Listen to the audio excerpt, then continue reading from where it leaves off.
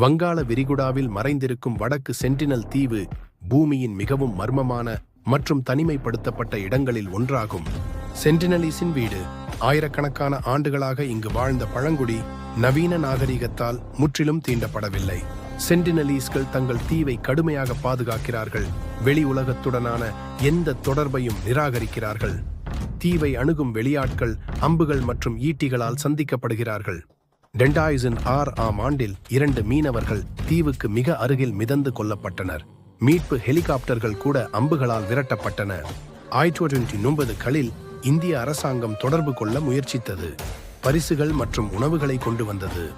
ஆனால் பலமுறை விரோதமான சந்திப்புகளுக்கு பிறகு அவர்கள் பழங்குடியினரை சமாதானமாக விட்டுவிட முடிவு செய்தனர்.